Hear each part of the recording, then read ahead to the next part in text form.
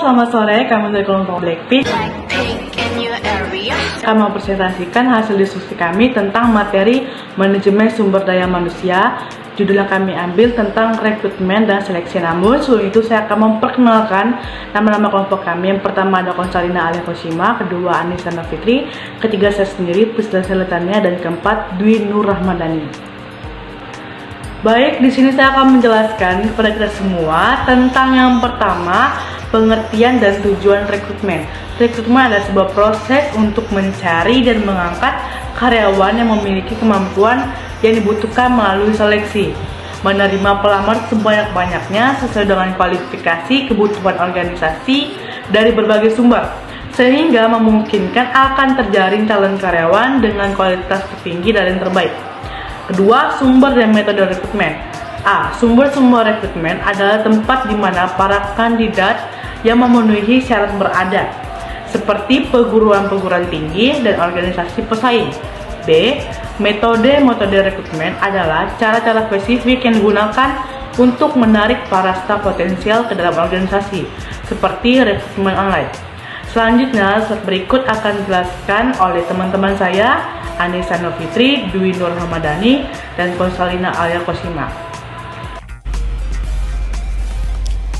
Metode rekrutmen. Pertama, rekrutmen internal. Rekrutmen internal ada proses di mana karyawan direkrut dari dalam organisasi. Berikut ini adalah metode rekrutmen internal yang paling umum. Pertama, iklan internal. Kedua, promosi. Ketiga, transfer. Keempat, mempekerjakan kembali mantan karyawan.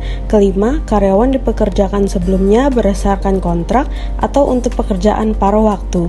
Keenam, pensiunan karyawan. Kelebihan dan kelemahan. Kelebihan, biaya relatif murah karena tidak perlu proses seleksi seperti rekrutmen eksternal.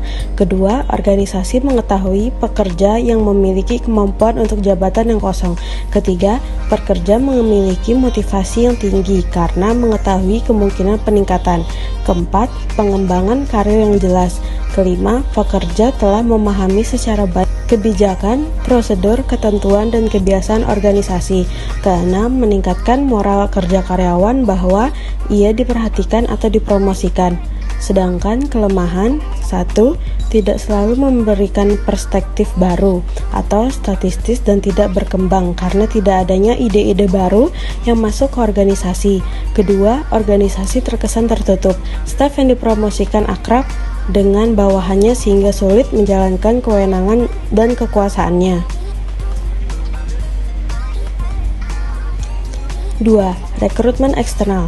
Rekrutmen eksternal adalah proses di mana perekrutan dilakukan dengan menggunakan sumber luar. Berikut beberapa contoh metode rekrutmen eksternal. Pertama, rekrutmen kampus. Kedua, portal pekerja. Ketiga, pameran pekerjaan dan seminar. Keempat, daftar tunggu. Kelima, pertukaran pekerja. Keenam, konsultasi pekerjaan. Ketujuh, referensi dan rekomendasi. Kedelapan, walk-in langsung. Kesembilan, iklan di koran, majalah, dan situs web, dan lain-lain. Kelebihan dan kelemahan. Kelebihan pertama, memiliki gagasan dan pendekatan baru atau orang-orang dengan sumber ide yang baru. Kedua, bekerja mulai dengan lembaran bersih dan memperhatikan spesifikasi pengalaman. Ketiga, tingkat pengetahuan dan keahlian tidak tersedia dalam organisasi yang sekarang. Keempat, menghindarkan subjektivitas. Kelemahan, membutuhkan biaya lebih besar. Kedua, waktu yang lama, mulai dari publikasi, pelaksanaan, sampai dengan pengambilan keputusan. Ketiga, moral dan komitmen karyawan rendah. Keempat, periode penyesuaian yang akan lama. Metode rekrutmen online. Perekrut internet atau internet recruiter merupakan orang yang pekerjaan utamanya menjalankan proses rekrutmen melalui internet. Disebut juga sebagai perekrut maya atau cyber recruiter. Berikutnya, bursa kerja virtual atau virtual job fair merupakan metode perekrutan online dilakukan oleh satu pemberi kerja atau sekelompok pemberi kerja untuk menarik jumlah besar pelamar. Berikutnya, situs web karir organisasi atau corporate career website Situs kerja yang dapat diakses dari homepage organisasi yang menampilkan daftar posisi-posisi yang tersedia di organisasi dan memfasilitasi para pelamar untuk melamar kerja pada jabatan-jabatan tertentu. Berikutnya ada weblogs yang bisa disingkat dengan blogs, dan yang terakhir ada situs web ketenagakerjaan umum. Selanjutnya ada alternatif tindakan selain rekrutmen. Yang pertama yaitu organisasi pemberi kerja profesional adalah organisasi yang menyewakan karyawan kepada organisasi lainnya. Berikutnya kerja lembur atau overtime merupakan alternatif untuk mengatasi fluktuasi jangka pendek dalam beban kerja. Organisasi bisa menghindari biaya-biaya rekrutmen, seleksi, dan pelatihan, sedangkan para karyawan memperoleh peningkatan pendapatan selama periode kerja lembur. Berikutnya adalah pengertian dan langkah-langkah seleksi.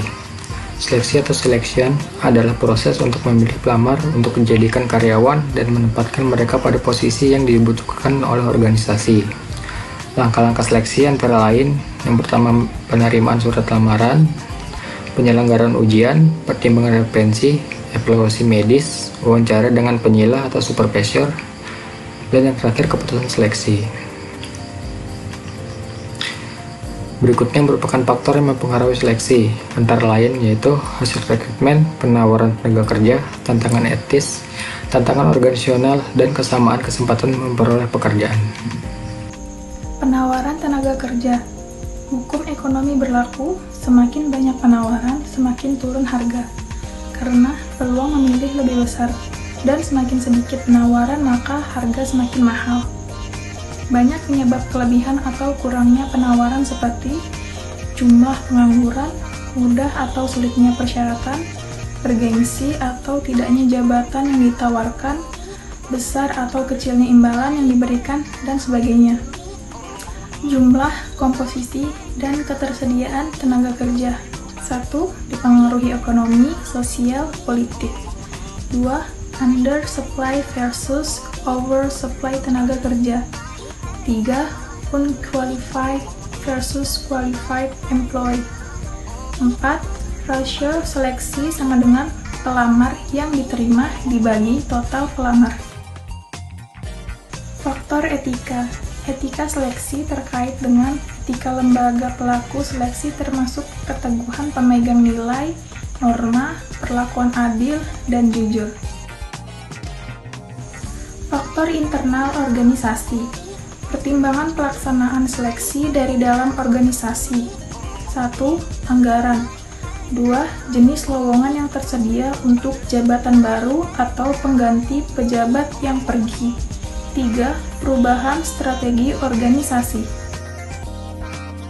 Faktor kesamaan tempat. Equal opportunity. Hindarkan perilaku diskriminasi berdasar karakteristik apapun termasuk kolusi, nepotisme, ras, suku, agama, kelamin, dan kelompok minoritas. Baik, sekian presentasi dari kelompok Blackpink. Kami mohon maaf jika ada salah kata dalam pengucapan penjelasan materi. Terima kasih.